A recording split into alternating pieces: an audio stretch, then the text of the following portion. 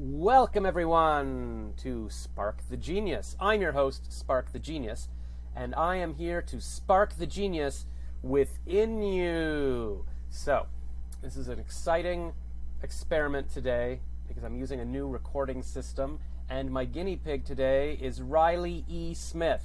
Hi, everybody. Not to be confused with Wiley E. Coyote. Yeah, although we're very similar people. Yeah, you do look the same. For anybody who's watching on YouTube, you can see that they are twins. Yeah, just imagine. But for those who are just listening to the podcast, she looks like a coyote. Mm-hmm. Actually, you look a bit like if I had a child. Because is that natural red hair? Yes, mm-hmm. That's what I had. You wouldn't know, but you could probably see from my eyebrows. Oh, yes, I'm a bit of a ginger. Red. Yeah. And apparently that's the last thing to go. If the rest of your hair is turning white, your eyebrows are still there. So, lately I've been like, if I grow out my stubble a bit, I'm like, that's weird. Like, it looks like I've got sunscreen all over my face. Like, why is my beard white? Like, and I'm trying to wipe it off, and I'm like, but I haven't put on sunscreen for like 3 years, so they can't. Oh, I'm old. Oh, right. Yeah. Oh, right. I knew that was something. So, well, here, I have a something, well, I don't know, should I start with the theme song? We'll start with the theme song, and then I'll get into what we're going to talk about. Okay, so, I have my guitar here. Do it live. And the plot twist here is that I don't actually have a theme song, so I'm just going to improvise it. So, here, I'll just start. By the way, I need to come up with a name for the show. Like, I'm calling it Spark the Genius, but now I realize my name is Spark the Genius, too. It gets confusing. So, it could be the Spark the Genius Show, or Spark the Genius, the podcast, or Spark the Genius podcast. That all works. Yeah, I think just slap that down, like that identifying noun on it. Yeah, okay, so we're Spark the Genius podcast, or the Spark the Genius show, whatever.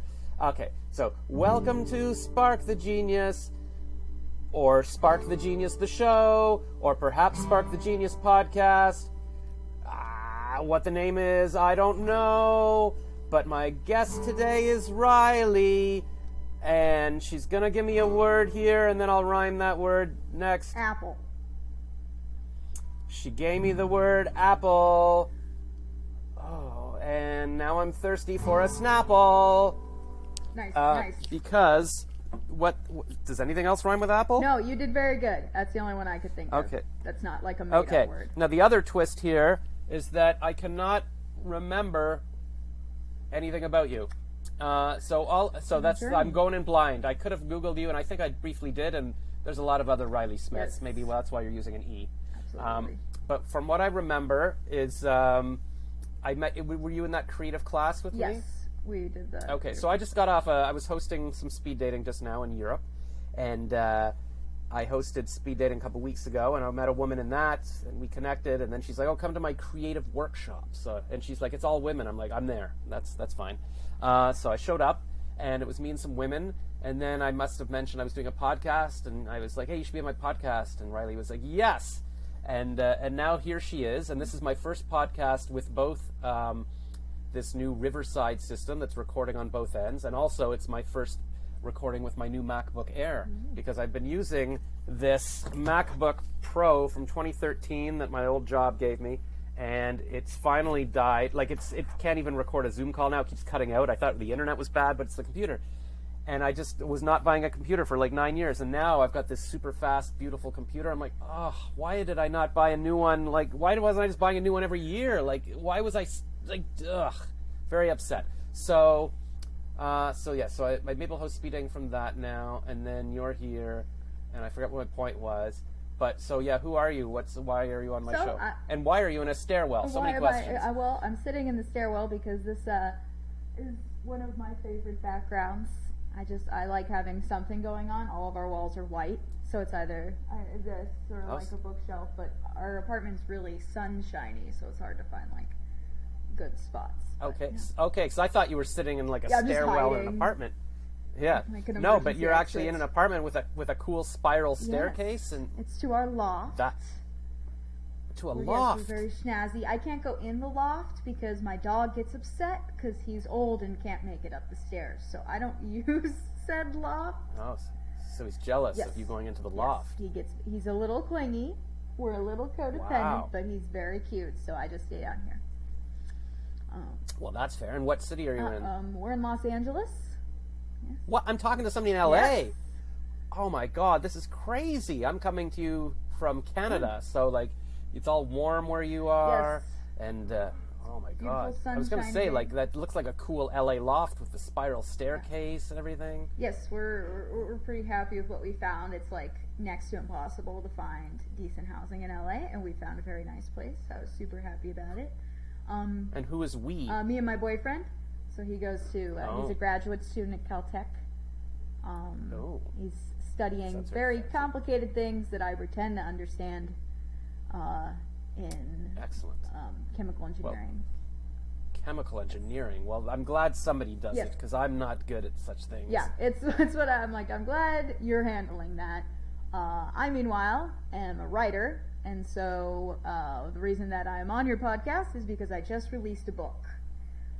Oh my God, this is exciting. Thank you. It's funny. I feel like I'm coming out of a coma and I know nothing about you, but then I'm hearing, oh, you've got a book, and I'm like, well, that sounds like something I would have been like, oh, you've got a book, come on my show and talk about your book, because I have an Amazon influencer page and all of that. So it's like I've got amnesia and my personality is the same, but I just don't remember the past. Yeah, that you have managed to recreate it exactly. We were at the workshop, and and then our hostess has very kindly mentioned that I just published this book. It's called Cardinal, available on Amazon.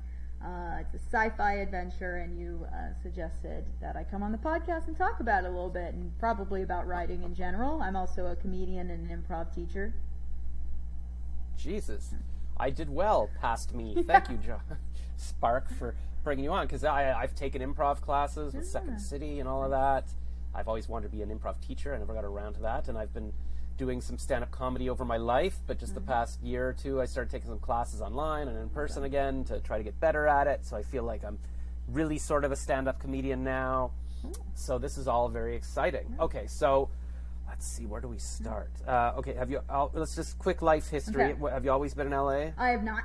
I was born in Arizona. It was extremely warm and boring. And then I went to school in Texas. I went to college in Texas at Rice University, and also did some brief time at Cambridge. I spent most of my time in college studying Bugs Bunny and comedy.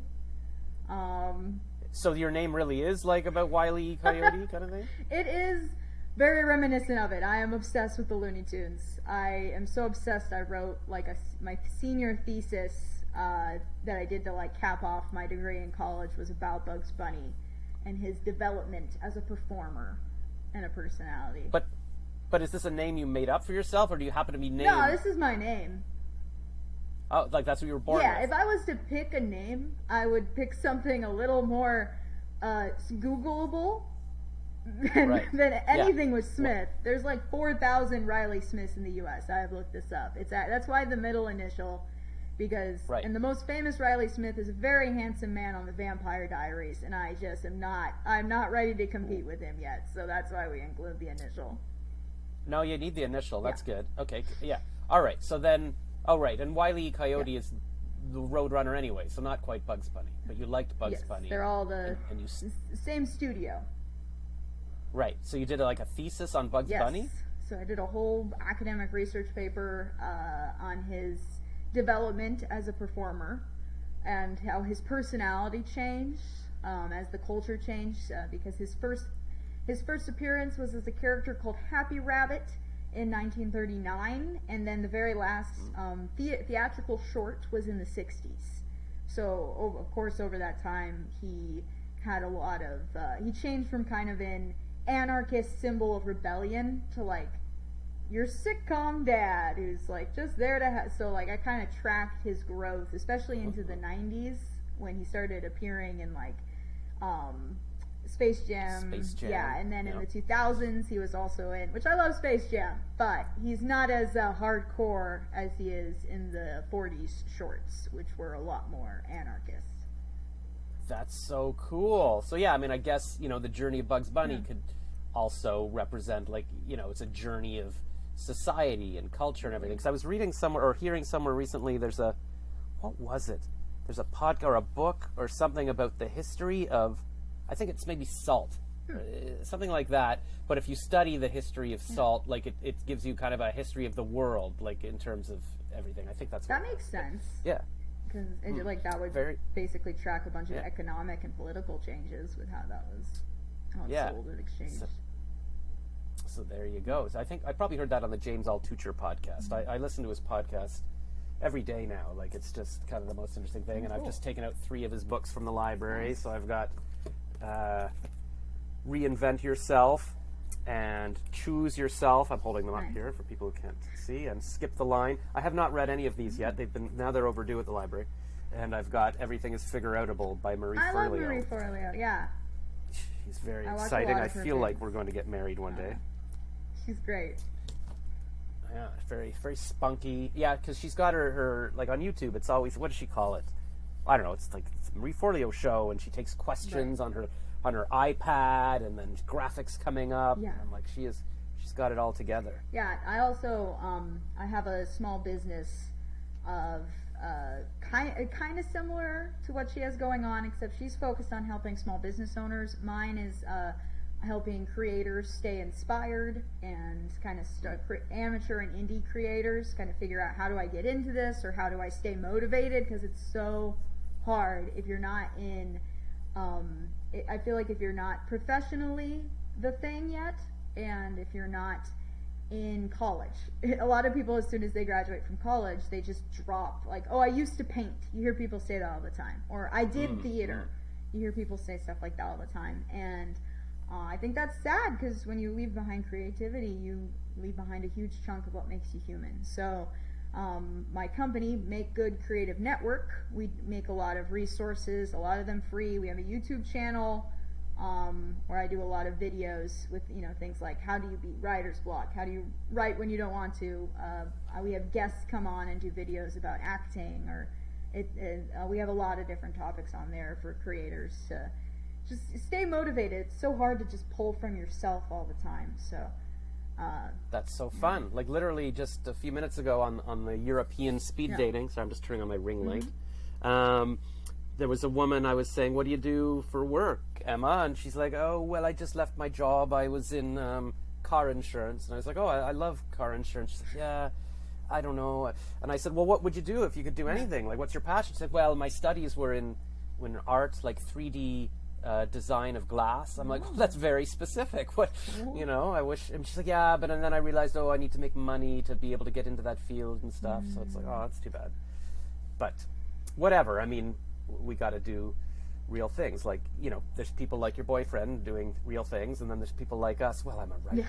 It's like, but we need all kinds, because who wants to live in a world with chemical engineering but nothing to read or no beauty? Or I think that's something people made a lot of creators made some very righteously snarky comments during during isolation, and now still during the pandemic, of being like, yeah, how would you have done with this if you didn't have any shows to watch?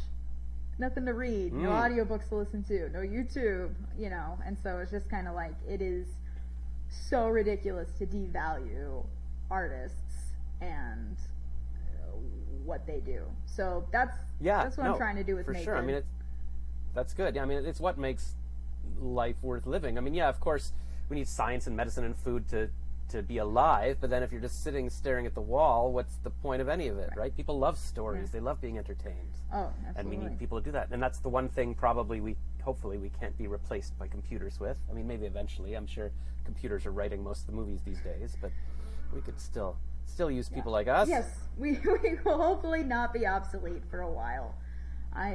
Although I do laugh anytime I see like an AI generated script that's like, or I saw this video, I think on YouTube, that was an AI does stand up.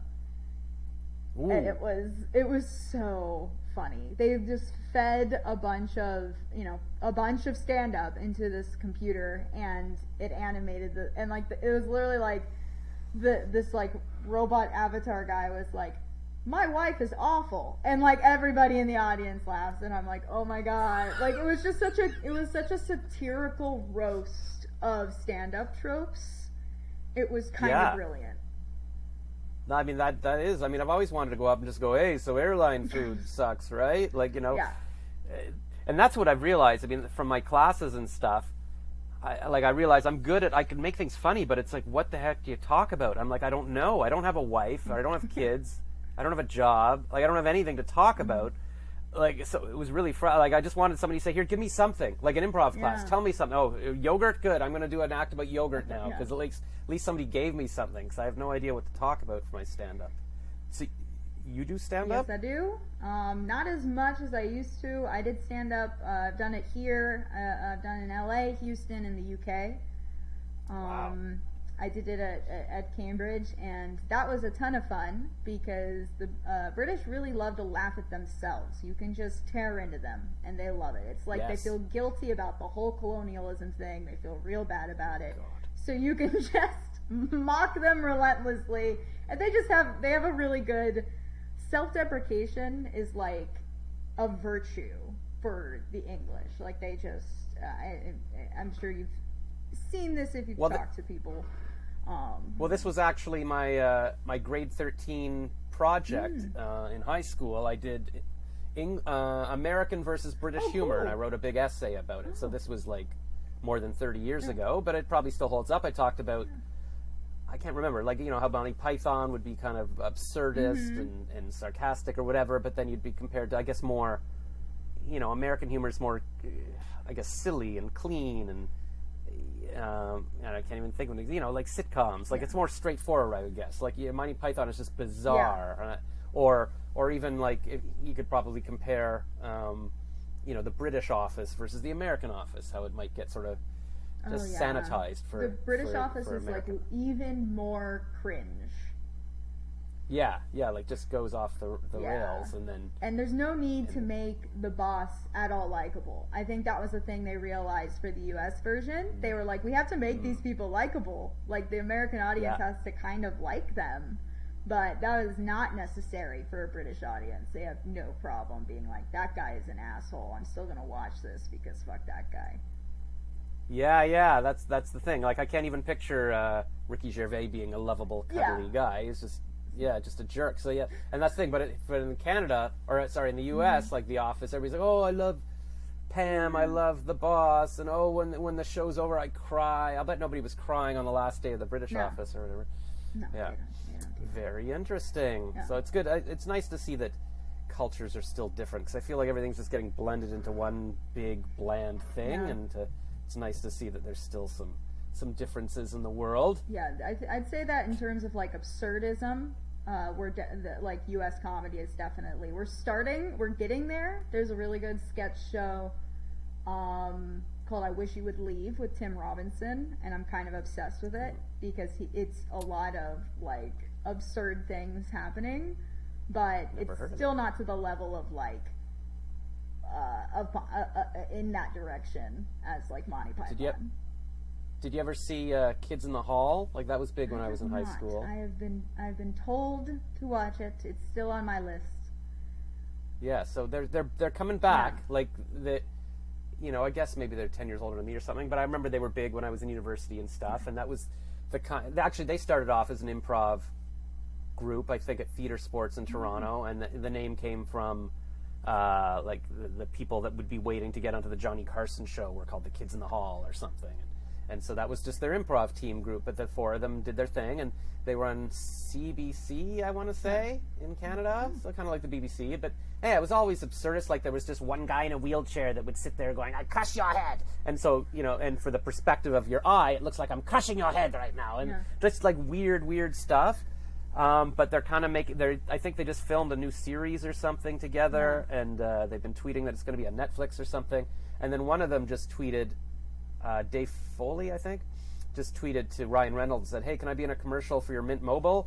And he tweeted back, "Okay." And literally within 6 hours of that, they had shot the commercial, and it was on Twitter and stuff. And it's just him going, "We didn't actually write anything, so I'm just sitting here. Try Mint Mobile." Like, it's kind of funny. That's amazing. I love Ryan Reynolds. He's actually a huge. Deadpool is a huge influence for my character Cardinal. Oh, right. Oh, you're slipping in your book there, son.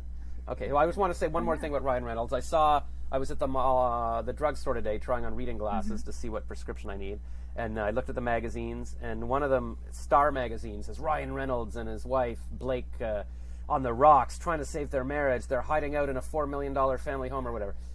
But I feel like they're not on the rocks, really, because they're always, I love you, right? Yeah, I feel like, we exaggerate problems that celebrities have. Like, what marriage doesn't have, like, times when you don't really like the person that you're with.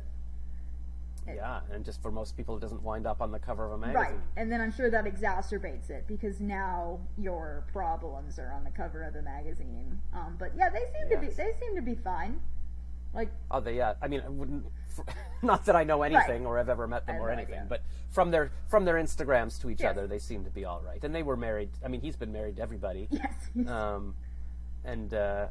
But I think they were on a double date with someone else, and then there was chemistry between them, and then they left their original couples, and then they're together. So it feels like it was kind of meant to be. I would be very sad if they broke. I will admit that if they broke up, I would be very sad. Even though I love Ryan Reynolds, I would be very sad if they broke up. They seem lovely. Well, I could have Blake, you could have Ryan, and then we'll all be happy. Okay, that could assuage some of my grief, I think, for them.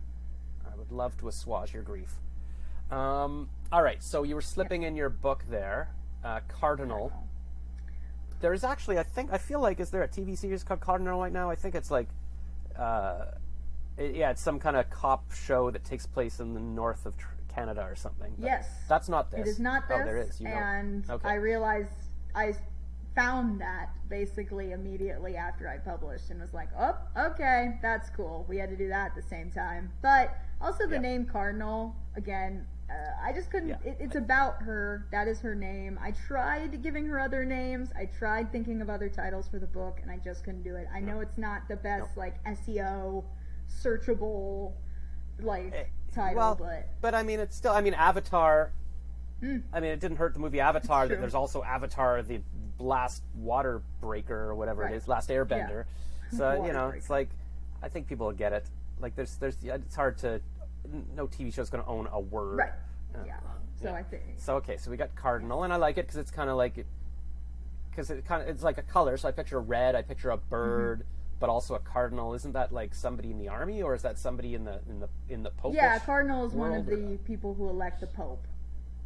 Which all the cardinals. Doesn't have much to do with my book. It nothing. But it had something to do with my first draft, but that got too complicated and I took it out. So now it has nothing to do. It's mainly because Cardinal, like you said, red. So she's a redhead. I also couldn't help but do that.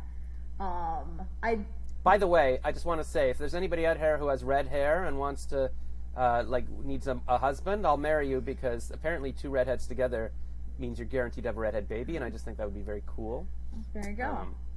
So I started a Facebook group called Redhead Singles for that purpose, and I think there's one person who has red hair in it, and it's otherwise 2,000 creepy men that are like, I want to see redheads. Ugh.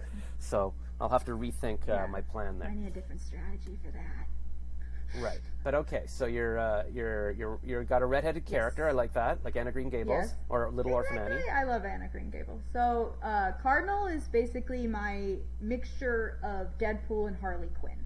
That's another thing, is that Cardinal sounds kind of like Harley Quinn. It also sounds like the character archetype of the Harlequin, which goes back a very long time.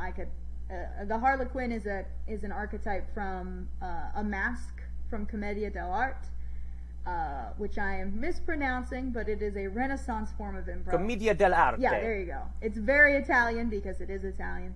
And there's a character in it called the Harlequin, or Arlecchino, and I love him. And he's a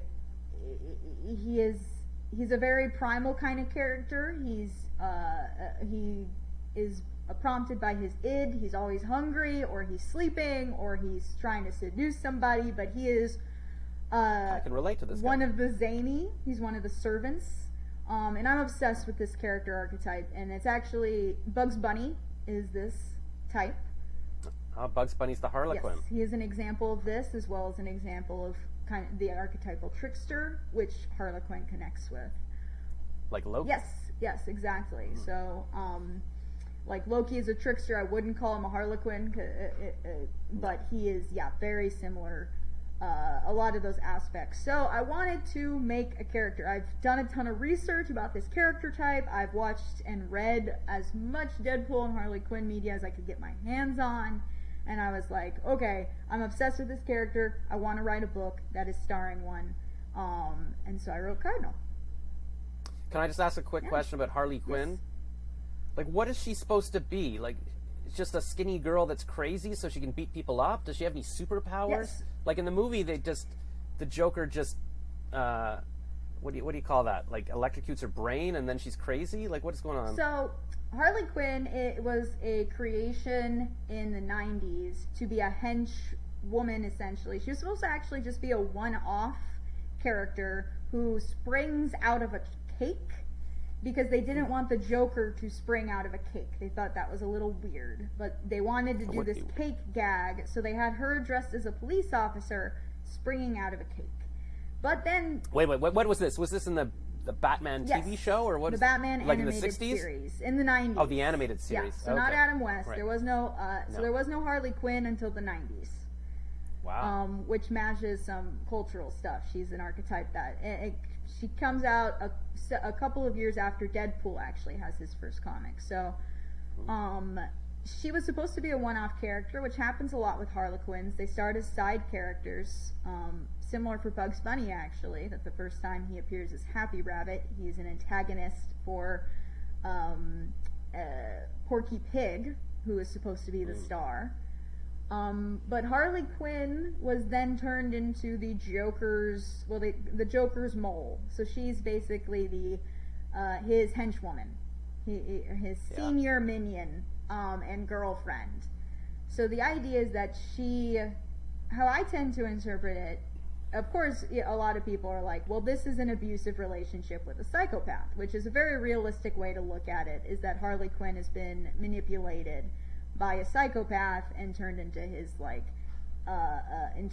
servant. Kind of like you and your boyfriend.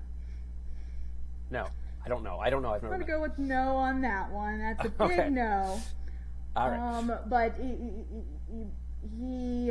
the other way of looking at it is that Harley Quinn, because she's a psychiatrist and she gets assigned to work with the Joker, and he does manipulate her into falling in love with him, but in the original cartoon, he doesn't do anything to her physically. She decides to help him escape, and she goes and gets her costume. She comes up with her character, and she helps him escape from Arkham. And in that way, she chooses a life of crime, which she ends up not being assigned blame for this life of crime. She actually has several Batman gives her a ton of chances to rehabilitate, because the Joker is blamed for all of her behavior.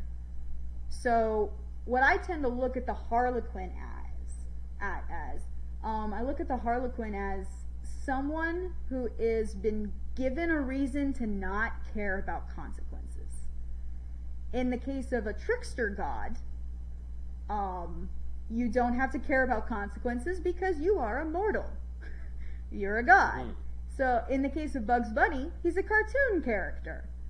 He doesn't have to worry about, and he's very aware he's a cartoon character. In Deadpool's case, 1, he's aware he's a comic book character. 2, he's invincible. He doesn't have to care if he gets shot. He can just enjoy. Which is why I don't like the movies because of that. Like, there's no what do you call the word? It's like ability to have consequences. No, what's the word I'm looking for? I guess tension. Stakes. There's no stakes. Like nothing. Like there's nothing you can do. He's not going to die, so it's not interesting. But anyway, so the stakes often are, they're worried about somebody else. In Harley Quinn's case, it's not a physical invincibility. It is a social and emotional release from consequences. She is 100% devoted to the Joker, and she does what he says, or she does what she wants, and people blame him. And of course, currently, Harley Quinn has been liberated from him because he's a horrible psychopath, and people are more interested now in seeing Harley than they seem to be in seeing the Joker. Except for that movie Joker did really well. So I guess it depends on your taste. Yeah. And how did Birds of Prey do? Not well. Yeah, well, but Harley Quinn is the top-selling DC merchandise character for like the last 5 years. Oh, and it's every Halloween costume. Yeah, and it's every single Halloween costume. So she is doing well. Like her character and her type are doing well, even if maybe people don't like specific occurrences of her. No, I mean I would think the movie wouldn't do well. I mean I didn't see it. I don't know anything about it. But I mean what I would have assumed about the movie is that it's kind of woke. Like, oh look, it's all women. We hate men, which I think apparently was the movie. So people, especially male comic book fans, will like the character. If it's not supposed to be like a feminist allegory, it's just like, hey, we like this character, she's cool. But if now it's a movie, like Lady Ghostbusters, I feel like they're going to be like, oh no, please don't do this to me. So maybe a bit too much Harley in that movie or whatever, or just whatever. I don't know. That's my theory. Well, I really enjoyed the movie. I think some people took that away from it, but I think some people are going to take that away from any movie that's a full woman cast. Maybe. I think some people will perceive any movie like that as being pandering, and I also think it had a very different structure than superhero movies usually do. It was very weighted in a certain area of the story, and it kind of skipped back and forth. So it was very different, and I think that didn't appeal to a lot of people. It also didn't. It felt weird coming after the first Suicide Squad. It didn't really. There was some kind of feelings of retconning going on, but it's still like the action scenes in that are awesome. There's like a scene where she fights like there's like water falling down inside of a prison, and she fights all these like inmates. It's cool. There's like water splash. And there's so much it's cool. Like the movie, there's a lot of really super cool things about it. But Harley Quinn herself has had a very huge rise in popularity, and I forget where I started with this particular thing, but you were talking about how I guess the character is a combination of Deadpool and Harley Quinn, maybe? Yeah, so the Harley Quinn archetype, yes, this is what I was saying, is released from consequences. And so I would say that that's not it's with Cardinal. She is a consequences be damned kind of person. It's not so much that she has been released in the same way as Deadpool or Harley Quinn, but she, because of where she's grown up and the way that she's kind of had to raise herself, she is not a very forward-thinking type A person. She is very in the moment, and she does not consider the consequences. She acts emotionally and based off her id. Kind of like Mel Gibson in the first Lethal Weapon, because the whole idea there was that he was suicidal, so he's got nothing to lose, so he can do whatever he wants. Yeah, exactly. Yeah, it's like and I think one of the big things that Cardinal has to grapple with is the realization that she does have things to lose because she has close relationships. So there's a lot in the book I kind of explore. Well, I've been trying not to talk too much about like what I think the themes are before people can read it. Right. Well, we'll leave it for them to interpret. So, so is this a science fiction book, or what is this? So it's technically science fiction. That is what I've been categorizing it as. It's science fiction, kind of in a similar way to something like BioShock, except where you're in an alternate timeline, and you're looking at a specific society or section that has been cut off from the rest of the world. Is BioShock a video game? Yes, BioShock is a video game. So in BioShock, you go down into this like underwater city, and this underwater city has developed in this certain way, and you're in an alternate version of the U.S. where this underwater city has come into being. In Cardinal, she lives in the Citadel, which the Citadel was originally created as a place for people to go if they were indigent or if they just needed extra assistance, and eventually the U.S. turned it into a prison city. What does indigent mean? Poor or unable to care for yourself. Oh, like Oliver Twist. I'm an indigent little waif. So anybody who needed assistance could go there, but then in the 80s it was turned into a prison for the for recidivists or repeat offenders, or people who are criminally insane. and they all get dumped into this city, and they all live there, and that is where Cardinal has grown up and where she lives and where the story takes place. Wow. So it's not the future, it's like an alternate present? Yes. Or? So it's an alternate present. So that's why it always feels kind of weird. Like, it is sci-fi. There is it's speculative fiction, and it's not fantasy. It's not urban fantasy. There's no vampires or werewolves. Sorry, spoilers. That's too bad. You should market it as young adult fantasy, and then you'd get like your movie trilogy. I know. And you love it. I know. I thought about it. I thought about making it work, but so I tend to categorize it as a superhero book. Well, that's big too. That's good. Yeah. And I think that's more accurate. Does she have like a costume? Like, can people go as Cardinal for Halloween?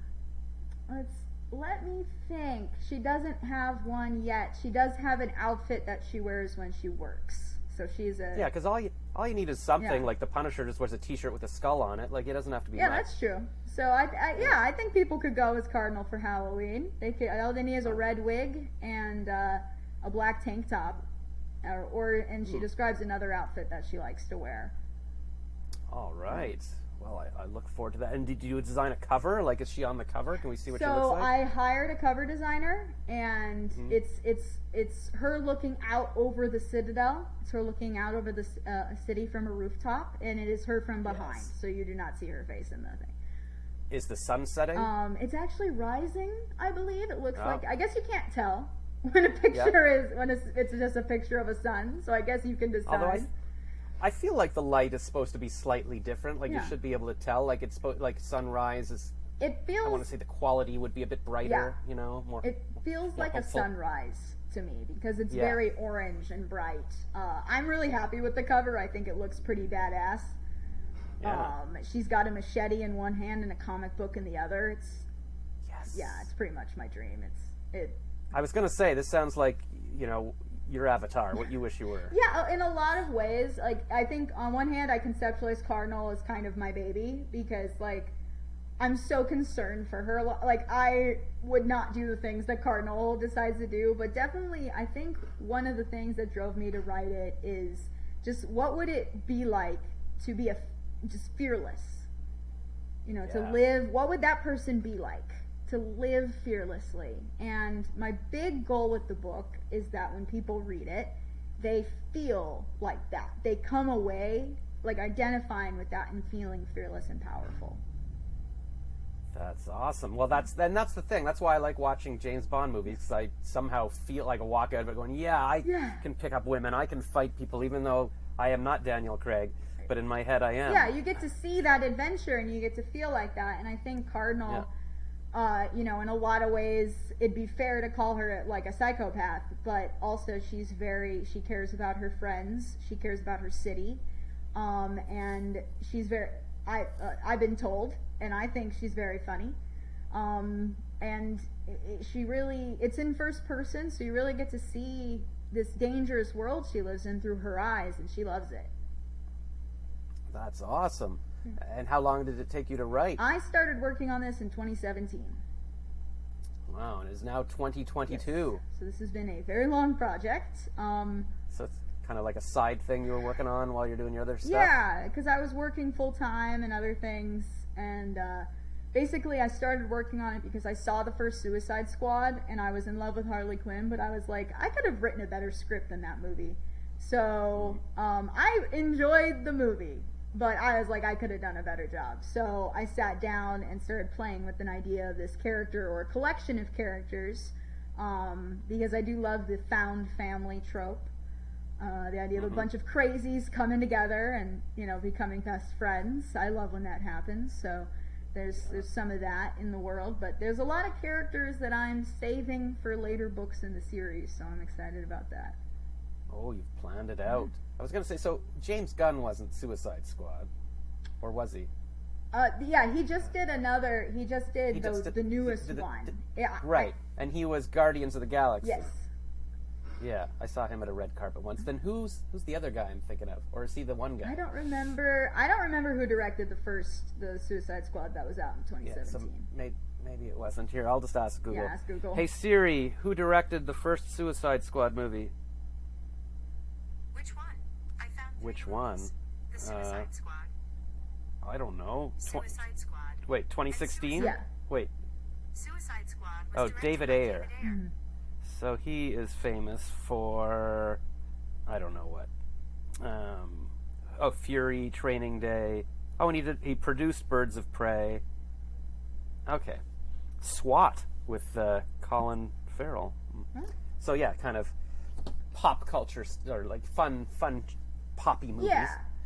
But that's good because a lot of people will watch comedians go, I could be funnier, or they'll see a movie and go, oh, I could have written that, but they don't do it.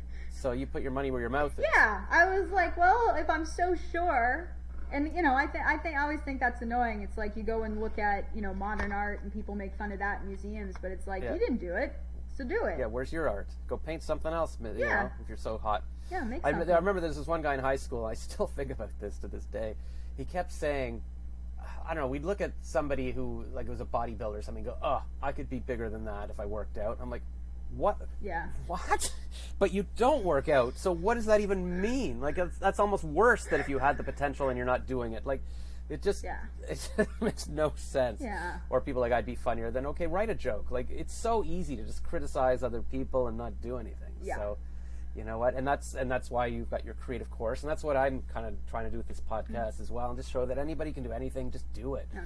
Like, just do it. And what I've been learning from my podcast too, like James Altucher, he talks a lot about how there's no way to figure out ahead of time if something's going to work. You just have to start. Yeah. Kathy Heller talks a lot about that too. Like, you're not going to figure out your business. You don't know what the business is going to be. And it's even like you were talking about, cause that's what I was thinking when you're talking about Bugs Bunny. You start off as Happy Rabbit. Yeah. Like, you don't know. And so and then you just do it, and it changes, and it becomes popular. Or Harley Quinn was supposed to be the side thing, and she was her own big thing. So it's like you just have to start something. Yeah. Like, even if I don't know what the name of my podcast is, just start it. Like, this was called Celebrity Josh for the first few episodes. And here, look. Here's my here's the T-shirt I made. I was just showing it to the speed dater. So this is my Celebrity Josh logo. That's fun. That I drew. But now you can't use it because it's not your name anymore. Right, I can't. It's like it's all. And this was literally, I just wrote a rough logo in 2 seconds to as an experiment. And then I gave it to a friend, and she was like, I can make this into a transparent thing. I didn't know how to do it, and I just wound up using it for years. I never did another version. But then for my comedy show, last class show, where I was pretending to host my podcast on stage live, I made here's my Spark the Genius T-shirt. Oh, nice. And if I could do this again, I would not have a giant white circle. Like, it's like walking around with a big plate on you. It looks a little, it's superhero-y. We're talking that's about the goal. heroes. Well, that's why I came up with the name. Like, I wanted something visual, and if you type the word Spark into your phone, the emoji that comes up is a little spark, but it looks like an S. And I'm like, that could be my superhero symbol. So I wanted something to go right on your chest that could be something that, like, so it all kind of fits together like that. So that's, I forget why I went on that tangent. But it's like things has changed. Oh yeah, my point was like the podcast starts as something, it evolves into something else, and then you're just doing it, and we'll see what happens with Cardinal. But you've also got a plan. You've got other characters that are going to come in, and so what happens? You self-publishing? Like, how does it all work? Yeah, so that's what I did. I ended up self-publishing on Amazon. I queried for about a year and a half. So I sent letters to agents asking them to love me and my work. And they very politely said, no, thank you, not at this time. As happens a lot with debut. So, I have been published before. I have an ebook publisher, but not in this genre. And that was a little bit of a different, I didn't have an agent, so finding an agent for the first time can be a bit of a slog. Well, I mean, look at J.K. Rowling. I mean, wasn't she rejected like 100 or 1,000 times before somebody said, all right. Yeah. And actually, the story there is just some random publisher's daughter picked it up and read it and said, hey, this is good, you should publish this Harry Potter thing. And he's like, what? So you never know. But even James Altucher talks a lot about how, like, he used to have publishers and agents and everything, but his past few books he just self-publishes on Amazon. He says he makes more money, they do better. So, and that's what Choose Yourself is all about, apparently. Like, I just saw him talk at a webinar. I haven't read the book yet, but it's just like, you want to do something, you do something. You can design, like on the internet now, you can design a pair of pajamas, you can make your own clothing line, you just make a book. Like, and I think agents and publishers, they're all, like, it's same with talent agents. They want to get a moving train. So it's like, if you're new and whatever, they don't, but once you're selling, and it's like, oh, hey, then they'll come knocking on your door. So it's like, That's what I And then you figure can- out. I get some momentum. I start, I get some momentum with this, and then maybe in the future I do, or maybe I always just self-publish. Maybe that's my dog keeps knocking into my table. Oh no, he just. No, I want to see. Can I see the dog? Yes, Where's the dog? absolutely. I will show Okay, you the well. dog. His name is Griswold. Oh, I got a cord on Oh, him. of course. Okay. Hello, Griswold. Oh, you're a handsome little fellow. Handsome. Yeah, and he's like, do not go up to that loft. I am not letting Yeah. you go anywhere. He's- What is he caught in ropes there? What is Yeah, happening? he just smacked my mouse Oh, because he right. likes to sit as close to me as possible, so he is literally wrapped up in all of my cords. He's a little attached. We're a little clingy. I'm gonna have to unplug some things to help him get out here. Oh, my goodness. yes. But that's, I mean, that's good. I'd rather have a pet that really likes me Yes. and not rather than like a cat that just sort of tolerates me, Yes. or a plant that does not care either way if I'm there. Right. Griswold is definitely. He cares very much if I'm here. I'm his emotional support human. Do you take him for walks? Obviously, Yes, I guess. Yeah, we go out a lot. We spend a lot of time on walks, and we got him last August, and I am obsessed. He's my boy. We spend a lot of time together. Oh. So do you know what his story was? I Yes. guess people always wish they knew what a dog had gone Well, through. they actually do know quite a bit. And it makes me mad. Whoever had him first had him tied up in their backyard and never let him inside. Right. So he spent a lot of time tied up in the heat, and then actually gave him. They had to remove a lot of potentially cancerous growths from him before I had him, and Yeah. he's also deaf. They don't know if that. He's a white pit bull, and sometimes that's genetic. They have a predisposition for deafness, so they're not sure if that was. Yep. He also has a lot of anxiety, though, and so they Right. think that there's Well. some abuse. Yeah. I like to joke that we're on the same SSRIs. It's adorable. Me and my dog have the same meds, and not literally. Aw. No, I don't. Okay. You're not on horse dewormer. Right, exactly.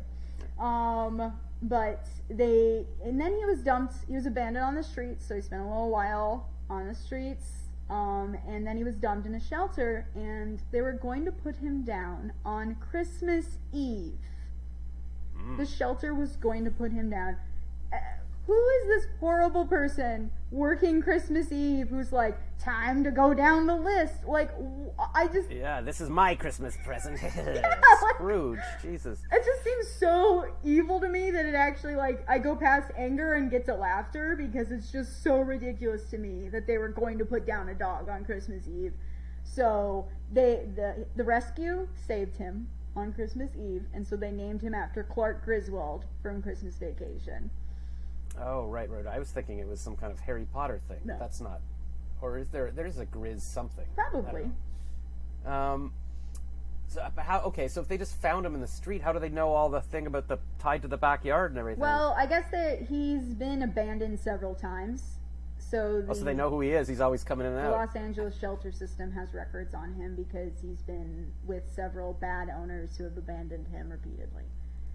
It's recidivism. Yes, he's a recidivist, and he ended up in the shelter, and so they were going to put. They also know that he was mistreated because he has a arm fracture that at some point his right arm was broken, and instead of anyone taking him to the vet, it just healed on its own, and so he has a really effed up right arm. Do they have a microchip in him? Is that how they can track him Yeah. when he keeps coming in? Yeah, he's chipped. Right. So that's I go. It's you again. Yeah, they're like, oh, this poor guy, and he's pretty distinctive looking too. He's got the spot over his eye, and then one right above his butt. He's got his round butt spot. Oh, cute. That's what I was thinking because I want to, I started drawing my daily cartoon strip. I only did one episode, but about a dog and a houseplant. Aw. And I thought maybe I could put a lightning bolt over the guy's eye, and then his name could be Sparky, That's to fit cute. Spark the Genius or something. That's a good idea. That would, yeah. Sounds like your guy has a little. He's got a little spot. little- So they saved him on Christmas, and he was given to lovely, lovely, wonderful fosters, who we talked to a lot because they were like, if you adopt him, you adopt us. And we're still very close friends, and they helped him a lot. They helped him with a lot of training that he'd never had, and like helping him get comfortable with like being in a safe home. And then we got him, and I've had white pit bulls growing up, and he looks a lot like kind of a combination of two pit bulls that I had when I was younger. And I was like, that's my guy. That's it. I need him. That's great. Well, I'm glad he's seems to be obviously a good writing partner if he's sitting by your side. Oh yes, he reminds me to work. He's very expensive. He's very expensive. Yeah, so we gotta work. We gotta pay the bills for all his medical expenses. Exactly. That's good. Yeah. Fancy and kibble. then he can his kibble. Yeah, only the finest organic kibble or whatever these people eat. Yeah. I guess people being dogs. Fancy. I don't know. Shelter Fancy dog. Schmitz. Cool. Do you walk him in? Where do people walk? It's like Rudyard Canyon, or where's the place everybody in LA walks and sees all the celebrities? Oh yeah, we haven't been down there. We haven't been down there yet. I mostly just kind of walk him around our neighborhood. But he's been doing. When I first got him, he could only walk for about 10 minutes, and now we walk for like an hour. That's the thing. It's exercise. Yeah. Like my dad can barely walk, and I tell him just start walking, walk a bit more every day, and then you build it up. Yeah, and I mean he's also on like hemp oil and a lot of supplements, but combined with we just did a little bit more, and he's been super into it because he's got a lot of he really wanted to walk more, so he's been and now he pulls and he's like, I want to go longer. He's like, I want to go, and I'm like, no, I'm tired. I thought you were a senior dog. I specifically asked for a lazy senior dog, and now I walk like 5 hours a day with this Renaissance puppy type. That's funny. Well, I mean, I guess with your phone, you could either listen to a podcast or you could be narrating your book, recording it in a voice memo while you're walking. Yeah, I listen to a lot of audiobooks. I do that a lot when I'm walking him. So that's been cool, actually. It's given me downtime that I wouldn't normally give myself. Yeah, that's true. Yeah, and especially in LA, it must be nice to walk around. Like right here, it's freezing in Ottawa. Like I wouldn't want to walk a dog for hours a day. But yeah, so sorry to brag, but it is beautiful here. It is very nice to walk around here when it's not on fire. Well, when it's not on fire, yeah, of course. When it's not burning, it's fine. Yeah. Everybody's always been saying that I should move to LA. Like when I was working in advertising in Toronto, every time I'd see, or in Ottawa, they'd be like, "Why aren't you in LA yet?" Like every producer would say, "I'm like, oh yeah, one day." And I just never did it. And so hopefully this is... And then I sold my condo 2 years ago. I'm like, I'm ready to travel. And the first place I went, March 2020, I went to Orlando for a podcast conference. And I'm like, this is fun. And I got a ride down to Tampa. And then I was in a hotel room in the suburbs beside a strip bar that was like a UFO on stilts. And that's when everything was like, oh, Tom Hanks has COVID. And I'm like, what? And then I rented a car and drove to Miami. And I'm like, maybe I'll stay here. But then my friend... She was saying, yeah, you could stay in my basement or whatever. And her husband's like, no, you might have COVID. We can't have strangers. And everybody was losing their mind back then. And then, and I came back because my plan was like, oh, I'm in Florida. Maybe I'll go to LA. I know this girl in LA. She said I could rent her room there for a few months and just try it out. And now it's been 2 years. I'm like, damn it. This was finally it. The bad timing. I feel like that, happened with Bo Burnham. He was ready to get back into comedy and then shut down. Oh, really? Is he the one that does that song that's going around like as a TikTok meme? It's like, I had a lot of things to get done today, but I took a nap. I feel like, or is that somebody else? That sounds like him. He did that whole special called Inside that people were talking about on the Twitter a little bit ago.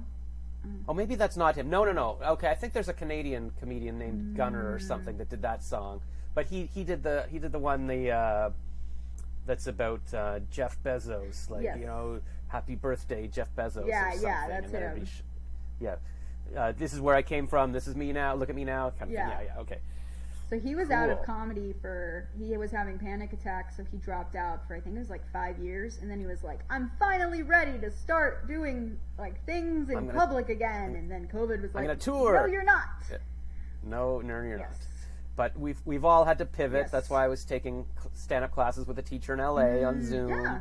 And I think that's one cool thing. That's like the proliferation of more accessible education in a lot of these things. Well, because I'm honestly trying to remember what I did 2 years ago. Like, did online classes not exist? Like, were there Zoom classes? Yeah. Why didn't I take any? Like, I don't remember. Right. I never heard of Zoom before, but there was the internet. I mean, Yes. but I'm like, what? Why did it never occur to me to? Because I think one of my plans was to interview people online, but it wasn't that, like, even 5 years ago, 6 years ago, maybe. I was talking to a friend in New York who had moved there, and he's a voice actor, and we were like, hey, we should do a podcast together, like, remotely. Yeah. And he looked into it, and he was going to have to buy, like, this software for $3,000, and it was a whole thing. And I guess it wasn't that easy back then to just, we'll just record a Skype call or something. Yeah. So, I mean, now, obviously, we're doing this. Right. And this did not cost me $3,000 in specialized equipment, so Right. maybe it's just easier now. Maybe we just sort of had to, let technology catch up and sit down for a minute and go, what can we do? Because I like this idea. Because this was my plan. I think I started this. I can't remember if I did any episodes before the pandemic, but my thought was, why don't I interview people? Well, partly I sold the condo because I thought I have to travel around. Right. I got to go meet Jennifer Lawrence in a hotel lobby and Right. sit there and interview her. Of course. But then I guess at some point it occurred to me maybe I could interview people online. And then when the pandemic hit, then Jimmy Fallon was interviewing his guests online. And I thought, well, then I can do that. I could interview people anywhere in LA, and we're all doing it. And it's not a weird thing. Yeah. And it's not like I don't have to be like Joe Rogan with people sitting in my room with me. So it really opened everything up. So I feel like, I don't know, this is maybe what I've been meant to do, and it just had to wait until the technology was here. Because 30 years ago, I was hosting a community cable show live, but I would, it was the people watching it live, and they'd have to call and leave a message on the station answering machine to give their feedback. Yeah. But now I can broadcast live from my phone or with you. So this is pretty exciting. So I don't have to be. Everybody's fleeing LA anyways. They're all going to Florida and Texas. So Yeah, maybe I think it depends on what you're trying to do. And also, there's just, like, I was just talking to one of my friends, and she's a stand-up, and, it's been what she's been doing for 10 years. She's been out here for 10 years, and she's like, there's just too many people here trying to do comedy. It's a bit of a glutted market. That's what I figured. Yeah. I was emailing people, or I've been asking people, like, what's it like? If I go there, am I going to have this big community, and we're all going to be friends? They're like, no, they'll all hate you. It's competitive and all this. But also, everybody's going to be doing it. But Ottawa is kind of cool. Like, there's a good community of comedians here, and there's not that many people, so you sort of, you can still get stage time. I do think that I have found a very lovely community of creators in Los Angeles. I think it's very easy to meet people. I think the big thing here is that people are so busy hustling that it's kind of hard to, like, get people to do just, like, hangouts. Because people want to, like, have but if you want to have, like, a writing session or work on a project, it's very easy to find people to collaborate with. Well, that's what I want. Yeah. Like, even in university, I was always like, I don't want to go to a pub. Like, who wants to record a song in the bathroom for the acoustics? Right. Or like, years ago, I kept posting, does anybody want to meet in a coffee shop just to keep each other company while we work? Yeah. Or does anybody want to shoot a film? And it was hard to meet anybody to do that stuff. So that's why I always felt drawn to LA, because whenever I'd go to Starbucks, everybody's literally working on a screenplay on their laptop. Yeah. Like, it's not even a cliche. That's what they were doing. And that's what I would want to do. Just be like, hey, who wants to shoot a skit? Okay, there's 5 of us. Let's, like, when I read about that creators apartment complex where they all live and they shoot their vines and stuff, like, it's like, oh, that's my dream. But I remember asking my screenwriting teacher, like, I took screenwriting at a college 10 years ago, and I wrote a screenplay. And then I finished it off. I stayed with a friend in LA for 2 weeks and finished it off. And then I wound up winning an award for my first draft in LA. And I went to LA for, like, a red carpet and everything. But I never did anything with it. A producer in New York was like, made some notes. And I was like, And I just didn't want to sit down and start. I don't have your discipline. I look back now and I'm like, why didn't I just lock myself in a room for a month? Like, it would have changed my life. I look back, like, what have I done for the past 10 years? Nothing. But I asked my screenwriting teacher once in Toronto, I said, why don't you go to LA? So I'm too old to move to LA now. And it's like, I don't know. Do you find that there's older people still, like, there? Absolutely. I'm actually in a writing group, which I found on Meetup. And there's somebody there who, I think he's in his 50s. And he just started a couple of years ago. He was in, like, medical administration.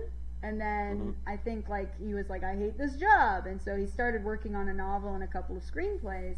And he's in talks with directors who are interested in his stuff. So he's just been, working on it. Yeah, I think there is a youth culture here. you know, there is a cult Obviously. of youth. Yeah.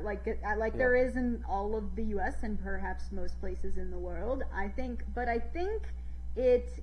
One, of course, I think that's bogus because experience counts for a lot. But two, and you know, there's obviously good things about youth as well. But I think the whole writing group that I'm in is I'm the youngest one there. Most of the people in there are over 38.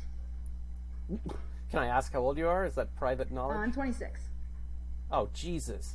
I'm glad I didn't ask at the beginning. Would have been just depressed about everything. Is your boyfriend home? Yeah, he's working. He wandered off. I'm going to strap. My dog just threw up.